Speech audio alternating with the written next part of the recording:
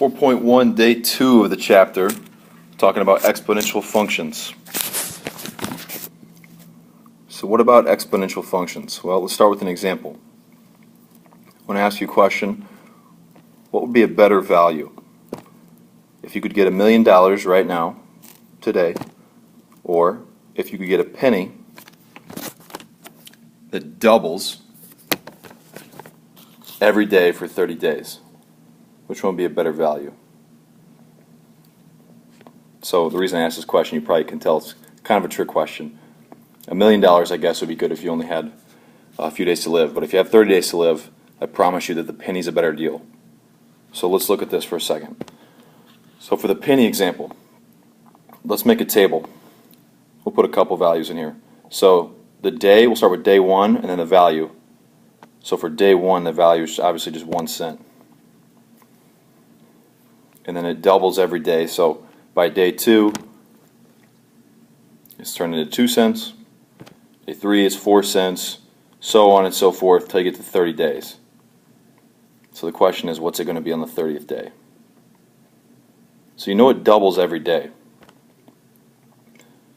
So for the first day it was 0.01, and then it doubled to the second day, so that's 0.01 times 2, right? The math's pretty simple.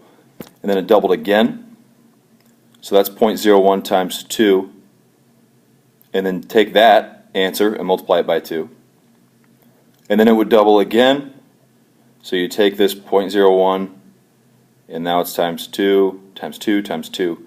So hopefully you see where I'm going with this. The math's pretty simple, right? You start with a penny, then it doubles, in purple there. And then so that value gets doubled, so I multiply it by the green one here. And then that whole value gets doubled, so I multiply it by the gold one here. Okay, so we can simplify this a little bit. So 0.01, and then it's just times 2, times 2, times 2. So right now, we could call this 0.01 times 2 to the power 3, because it's 2 times 2 times 2 out here, if we just combine like terms right there. So that's 0.01 times 2 to the third. So that'd actually be the 4th day. You'd have, a total of 8 cents. Okay, so the point is this. If it just does this same pattern, what's it going to be on the 30th day? Well, it didn't double on the first day, so it only doubles every time you move up a day. So I guess over the 30 days, it's going to double 29 times. Like it doubles in between each one, right? So it's going to double 29 times. So I'll just draw this pattern backwards. So 0.01 times 2 to the 3, we already did that one. This would be 0.01 times 2 squared, 0.01 times 2 to the first, just because I want to draw the exponents out. And technically you could say this is 0.01 times 2 to the 0. So I just want to show you the pattern. 0, 1, 2, 3. And that's 0.01 times 2 to the 0, because that's anything to the 0 power is just 1. So that's 0.01 times 1, that's our penny. So now we've got the pattern, we know it doubles 29 times total. Well, let's just use this formula and you could tell me how much it's going to be on the 30th day.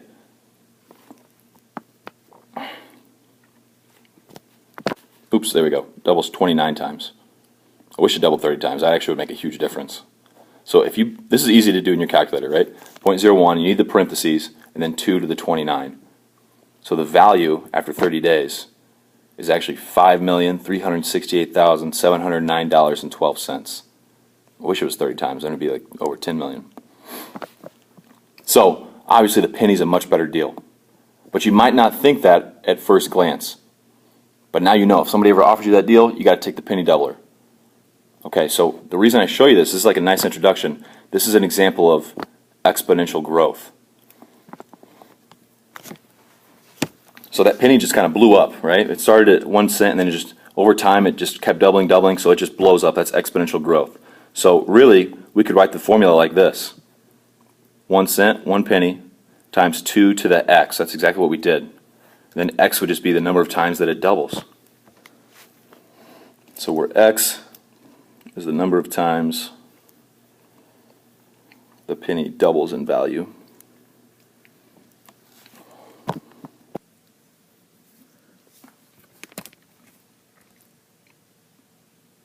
So these are the types of equations we're going to be looking at. Actually, the x is going to be in the exponent. They're called exponential functions or exponential equations. So let's look at the general form, the formula for exponential functions. We've done these for lines and quadratics. What about for exponential functions? Well, here it is. Y equals a times b to the x power. So that x power is only on the b. A, that's going to be our starting amount or our starting value. So in the penny example, that was 1 cent. B, that's our growth factor. Okay, so two cases. If b is a number bigger than 1, like for our case it was 2, it was doubling.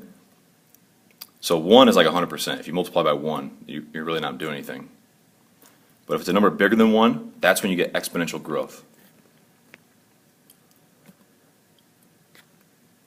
And if it's a fraction, if it's a number between 0 and 1, it can't be 0 or else the whole thing's 0. And it can't be 1 or else 1 doesn't do anything. So if it's a fraction, it's a number between 0 and 1, so between 0% and 100%, that would be exponential decay.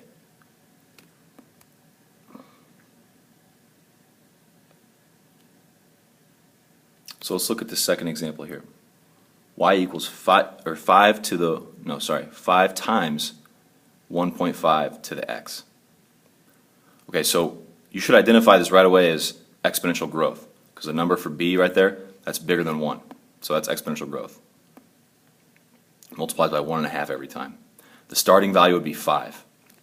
Okay, let's look at the graph. So if you graph this in your calculator, we can sketch this. Here's my axes. It kind of starts low down here by the axis and then goes up, and then this is where it really starts to blow up, take off to $1 million or whatever. So that's what exponential growth looks like on the graph. So I want to ask you a specific question though. This is a really basic sketch. Starts low and then comes up high and blows up. What would the y-intercept be for this? So what would the y-intercept be? So I put a little red dot there because I know it hits the y-axis right there. And you don't need any special things to solve this. You already know to get the y-intercept, that's when x is 0. So plug in 0 for x. What do you get? So 5 times 1.5 to the 0.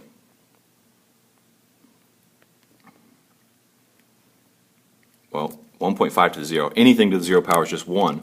So that's just 5 times 1, or 5. So the y-intercept, that height has to be 5. If we know nothing else, we know that the y-intercept right there is at 0, 5. So I just want you to notice there's a 5 there, and the y-intercept is at 5. Okay, example 3. Y equals 5 times 1/2 to the x. So you need to identify this right away as exponential decay. The b value, the base here, the growth factor is 1/2. So that's like if someone multiplied your bank account by 1/2 every time. You wouldn't like that. That's exponential decay. So the graph for that, you can graph this in your calculator, it looks like this. So same kind of shape, but now it's like starts up high to infinity, and then it comes down, and then it gets low down here by the axis. So that's what exponential decay looks like. So one more time I want to ask you, what would the y-intercept be? So I just put a red dot there. And again, you can calculate that pretty easily. Just plug in 0 for x. That's how you get the y-intercept. So if you plug in 0 for x, again, anything to the 0 power is just 1. So we got 5 times 1 again, which is just 5. So the y-intercept here is 5. Notice the relationship. The a value 5, y-intercept 5. Alright, one more example like this, example 4. Y equals -4 times 0.7 to the x. Okay, this is definitely exponential decay, right? It's multiplying by 0.7. This isn't growing. So it's decay, but now we've got a negative out front. And if you remember from Algebra 2, a negative out front, that will reflect the graph over the x-axis. So this is exponential decay, and then it gets reflected over the x-axis. So I can start out, this is what exponential decay looks like. I kind of draw the same shape as I drew here. I just drew it in a dotted line though. because that just gives me an idea what the decay looks like, and now I reflect it right over the x-axis. So in purple there, that's my graph. One more time, I'm going to ask you what the y-intercept is. And you shouldn't have to do any math here. The y-intercept, if you notice the pattern, it's going to be whatever that number is, -4. So the whole point in me showing you this, one, I wanted to give you an idea of what exponential graphs look like.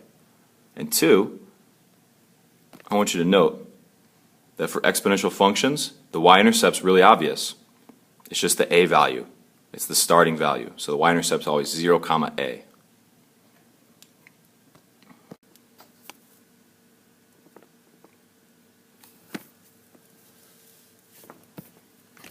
All right. Let's look at the next piece here. I want you to compare for a second, and we'll do this more in depth later on in the chapter, exponential functions versus linear functions. So for linear functions, we know that they have a constant rate of change. So quantities change at a constant rate. Right? That's what makes the graph just have a straight line, constant slope. And you can write the equation slope-intercept form or in point-slope form, doesn't matter, you get the same line. So we know lines change at a constant rate. So what's the difference for exponential functions? For exponential functions, they don't change at a constant rate, they change at a constant percent rate. So that's what gives it this graph, y equals a b to the x. So what do I mean by percent rate? So when we say a b to the x, I want you to compare b to the growth rate r. So I'm going to give you this.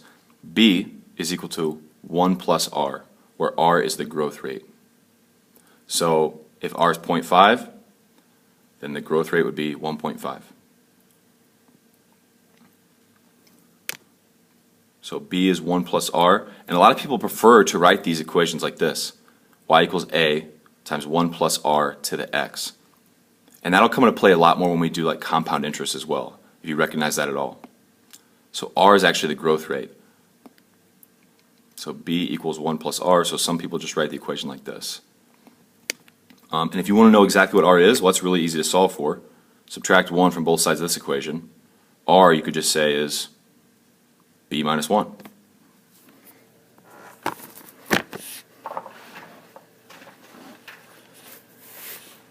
Okay, so b is the growth factor, and then r is actually the rate. That's the growth rate. Okay, so let's look at an example of that. Example 5. Y equals 297 times 1.08 to the x. So if this is your bank account, this is a good deal. You have $297 in your bank account, it's your starting value, and then it's multiplied by 1.08, so it's going to grow. It's a little bit more than 100%. So the a value, the starting value, that's 297.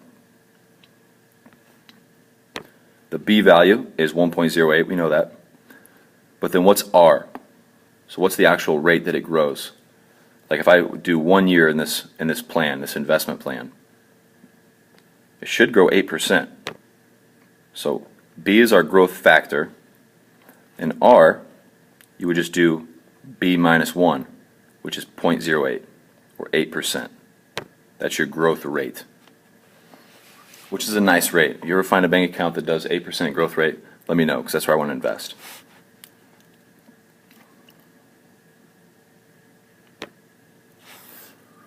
Another one like that, a little different notation. F of t equals 249 times 0.75 to the t. So this is again exponential.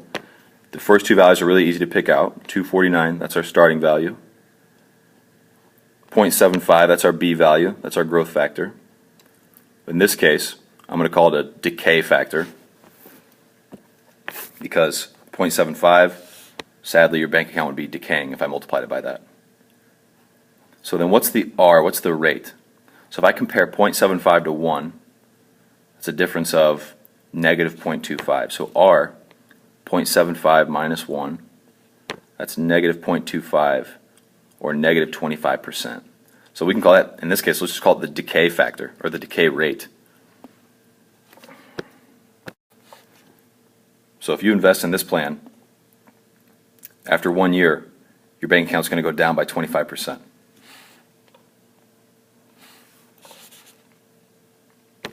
All right, and the last couple things we need to talk about. I'm going to give you some equations. I want to see if you can write them in exponential form. So y equals a times b to the x. And notice it's just x up here. No numbers, no negative exponents. Y equals ab to the x. So I'm going to start with this. Y equals 3 times 2 to the 2x.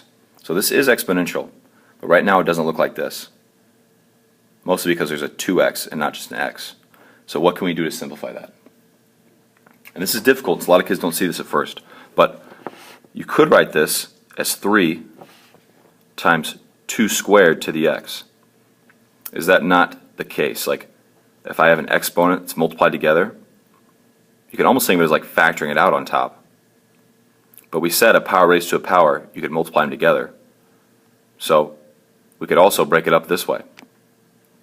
And now it's kind of obvious. 3 and then 2 squared is 4, so that's really just 3 to the 4x, or 3 times 4 to the x. And that's it. Now we got it in this form. So that's one trick I want you to pay attention to. 3 times 2 to the 2x. Well, you could like think of factoring out that x or putting that x on the outside of the parentheses. Call that 3 times 2 squared to the x. Part B, 27 to the x over 3 power. Okay, so I guess there's a couple different ways you can manipulate this. For one, you could just call this 27 to the 1/3 and then all that to the x power. Or I guess you could have done the cube root of 27 and then all that to the x power. So that would be the next order of business. But notice again, I kind of use the same trick. It's like I factor out the x in the exponent because we know that a power raised to the power, you can just multiply them. So this is also true. So 27 to the 1/3, that actually ends up being an easy number. That's the cube root of 27. And then raise it to the x. So that is just 3 to the x. And that actually is in this form. The b value would be 3. The a value, since there's nothing there, you could have a coefficient of 1, so the a value would be 1. And then the last one. Y equals 5 times 3 to the negative x. So how do we deal with a negative exponent in this case? Okay, well, remember we have negative exponents. You can actually just take whatever's right here and flip the fraction and make it positive. Or, if I use that same trick I've been using, 5 times 3 to the negative 1, and then I'll put the x back outside. So again, it's like I'm factoring out a little bit. That's not the right term, but that's the idea. So they were multiplied together here, and now I broke them back apart because now I can deal with this. This is 5 times, well, 3 to the negative 1 is just 1/3. And all that raised to the x power. And this is actually complete. A value would be 5, b value is 1/3, and then we have the x by itself in the exponent. So I know this is a little bit different, manipulating these exponents a little bit, but hopefully you got a little bit of taste for it with these 3 problems here. And that's all for these notes. I'll see you in class.